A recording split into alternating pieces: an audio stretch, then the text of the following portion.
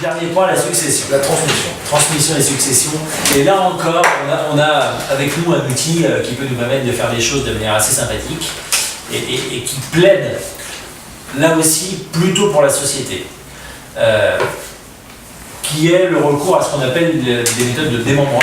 Et là, Maître Dupierre sera plus calé que moi, mais le grand principe, il est simple, c'est que aujourd'hui, vous pouvez tout à fait envisager de transmettre de l'argent ou un patrimoine à vos enfants à terme, ne pas être obligé de transmettre tout maintenant et d'utiliser ce qu'on appelle les techniques de démembrement.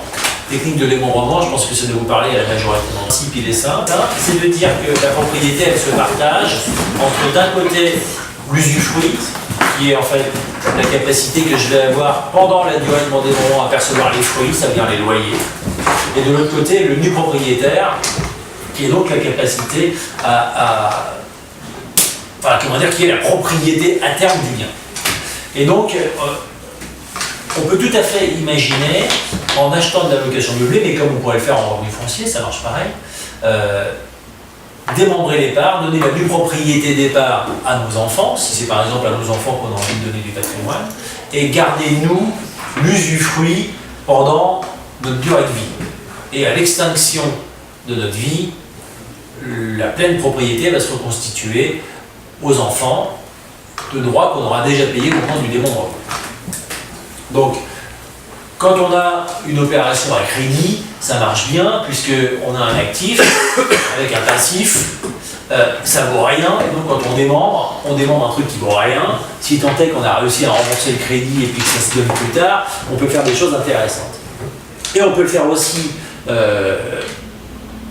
en meublé, sauf que comme en revenu foncier, la difficulté c'est que fiscalement en général c'est une très mauvaise nouvelle, parce que quand vous démembrez, en revenu foncier, vous n'avez pas de charge.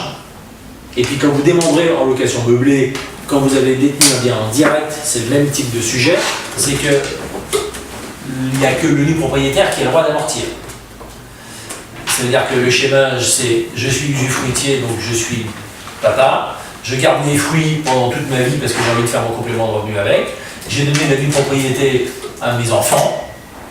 Mes enfants sont donc nus propriétaires de ce bien, ils vont amortir ce bien, mais ils n'ont pas de revenus puisque c'est moi qui les ai. Et moi j'ai les revenus, mais comme je suis usufruitier viager, j'ai pas le droit d'amortir, puisqu'en BSC d'avoir un usufruit viager, ça n'amortit pas. Donc j'ai mes revenus, mais je paye mon impôt plein pot dessus.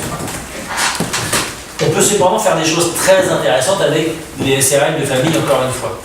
C'est-à-dire qu'on peut tout à fait faire le montage suivant. Je monte une société à laquelle je mets un capital social, peu importe, de 5 000 €. Cette société, j'en suis propriétaire des parts avec mon épouse, et puis je vais investir 1 million d'euros.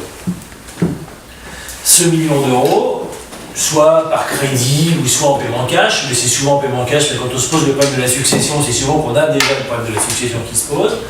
J'apporte ce million d'euros en compte courant à ma société, ce qui va me permettre de sortir mes revenus, et je vais démembrer mes parts au profit de mes enfants. Ça, il faut le faire suffisamment tôt pour avoir le temps de consommer son compte courant. J'ai donc 60 ans par exemple, j'ai ce million d'euros, je le mets au compte courant de ma société et je vais démembrer les parts au profit de mes enfants. Je vais donc donner à mes enfants la nue propriété des parts.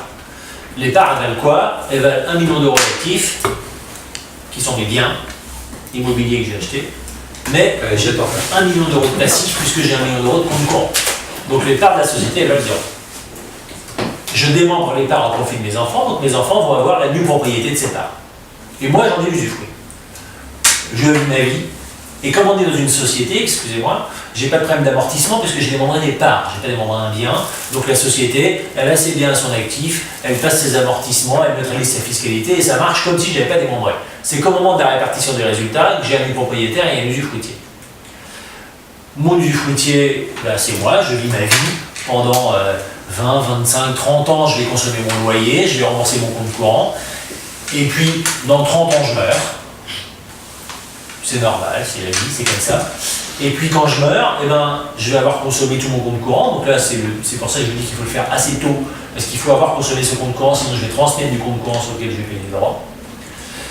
j'ai consommé tout mon compte courant, et puis donc mes enfants ils vont hériter d'une société qui vaut 1 million d'euros sur lesquels les droits c'est zéro. Puisqu'ils sont déjà des propriétaires départ, ils vont récupérer la pleine propriété départ. Et on a, nous, tous les ans, des clients qui sont sur des volumes très très très significatifs de démembrement de part sociale, en disant demain vous devez transmettre 2, 3, 4 millions d'euros à des enfants, ça va être pour eux des fois insurmontable, parce qu'il ne faut pas oublier que ça coûte même en ligne directe très cher de payer des droits jusqu'à 40%.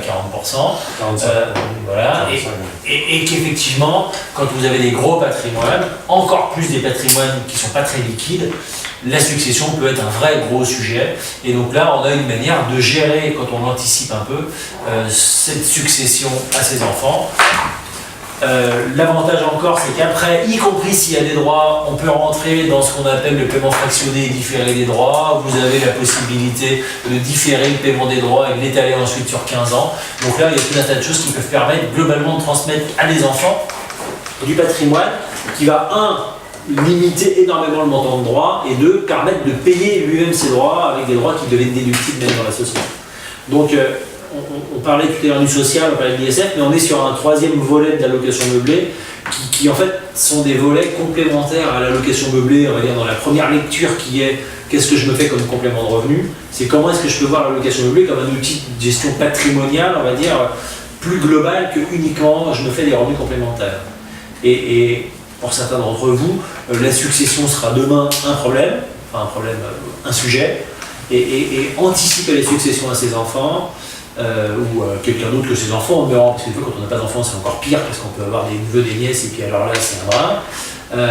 Comment est-ce que je peux faire pour transmettre et limiter au maximum la facture de transmission au moment où ça va arriver. Et donc on a cet outil-là complémentaire du démembrement et du démembrement de part sociale qui permet aujourd'hui d'avoir des valorisations nulles de ce qu'on va transmettre, et si tant est qu'on vit suffisamment longtemps pour consommer nos comptes courants, et on va transmettre un patrimoine quel que soit le montant avec 0 droit.